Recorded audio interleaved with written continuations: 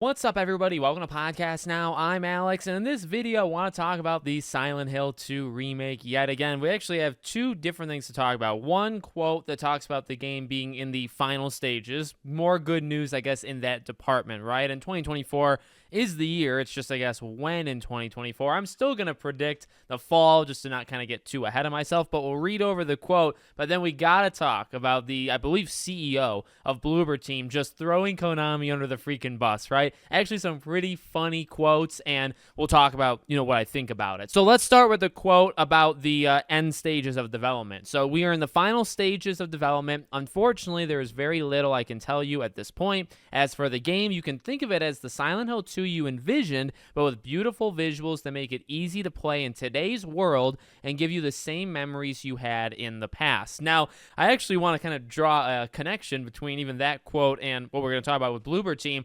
I don't think it's them doing like a damage control, but it is ironic that especially the second half, I guess, right, of this quote is the way it's worded, I guess, right, what they're actually talking about, that it's going to be just as you envisioned, it's better, it looks better, right? So it's kind of the full package of maybe even what they wanted to do back in the day. So we have that, and then we have, and I believe they did like a trailer reaction, right? And again, some of the lines are actually pretty darn funny. So we have, "This trailer certainly does not reflect the spirit of the game. This is neither the spirit of what once was, nor the spirit of what we are creating now." And then he also said, "Quite seriously, we are not responsible for the marketing side. Our partner Konami is entirely responsible for this. This trailer certainly does not reflect the spirit of the game. We try to fully reflect this romantic vision of the game that debuted 22 years ago. We think that when players see real gameplay, a real game, they will evaluate it in a completely different way."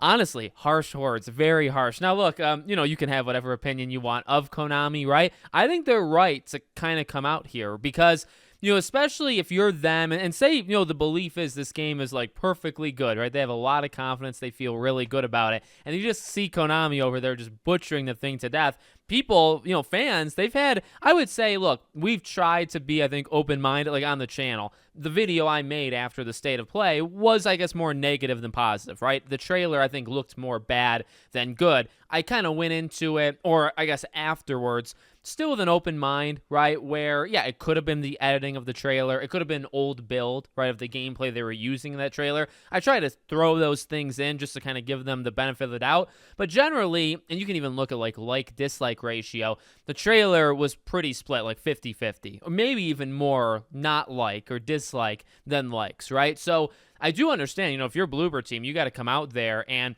again, whether you want to do damage control meaning maybe the game is bad, but they want to make it out to be good, so they're saying it, or the game really is good, and they believe it's good, and so they are saying, I mean, what the heck, that trailer doesn't give off the vibes, we want it to give off. The vibe part is interesting because it was a lot of cuts. I mean, here's the thing with me. The music actually wasn't something. I know people were complaining about the music, but I don't really agree with that, and that's fine, if you think the music was bad. But for me, that was all okay.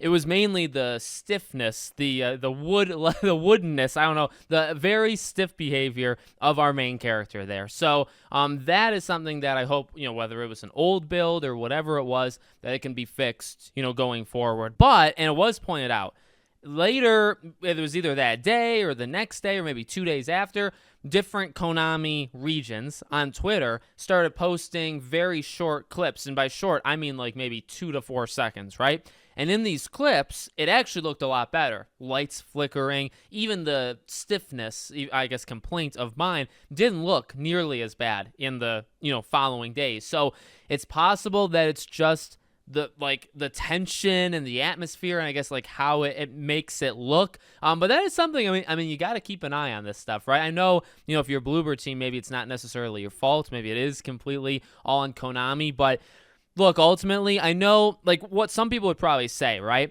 This is why you don't judge trailers, because you have people coming out afterwards saying that was garbage. I would agree that's garbage, and I run the company, and, the game itself is going to be a lot better. But here's the reality. I honestly believe this.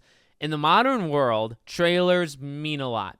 And so, yeah, you can say, well, don't judge the entire game based off trailers. And I agree. I actually think that's why leading into a game's release, you want to watch the trailers. You want to see a pretty good amount of gameplay. I always want to see gameplay, right? Let me uncut, no cuts. Don't like a gameplay trailer. That one is not even like a perfect thing. I want to see like a 15, 20, 25-minute demo or live stream where the staff is going through a level, right? That is a pretty good indication of what the game is going to be. Whether if it's an old build or not, it's still going to probably feel like that or look like that, right? That's going to be kind of the scope. So that is what I always kind of go by. But I do have to take some steps back. I try to, and I guess I'm suggesting maybe other people do in this case as well. The thing is, a lot of just average Joes, right? People that don't have a lot of time on their hands, that maybe they don't want to watch 20, 30, 40 minutes of gameplay on YouTube, right? You might see a trailer, and it literally could be make or break. Now, you probably don't want everybody, to base things off that, but the truth is, and I would actually say this even for this game, using it as an example, the truth is that trailer did already stop people from buying the game. It actually already did damage. Now, again, you can judge and say, well, hey, those people should have waited, for future stuff. But that's why, you really got to nail it. That's why, for a game that gets remade and is so popular, like Silent Hill 2 is no, under the radar thing. This is a big game. People were very excited and were ready to see, stuff come out. You got to be able to nail it, because if you don't nail it, you are going to alienate people right off the bat. And you might get some back, and I'm sure they will, but you're not going to get everybody back. So, ultimately, I do just find it funny because this was just very brutally honest. Like, I guess they didn't linger too far or too much on, the Konami thing, but they pretty much put any negative response anybody on planet Earth felt about that trailer, they put it on Konami and not on themselves. And I don't say that as like a diss where it's like, oh, Bloober Team should, own up, to some of their own stuff.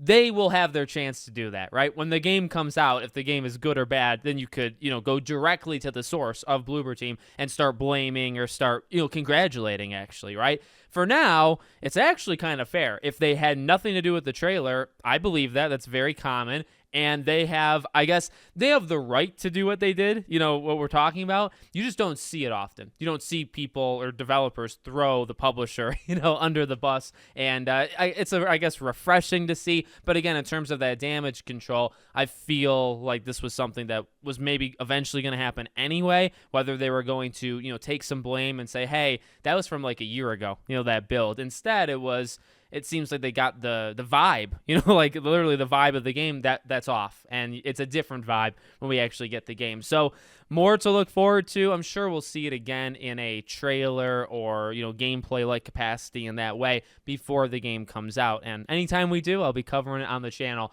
Let me know what you think. Make sure you're subscribed, bell icon turned on. I hope to see you all on the next one.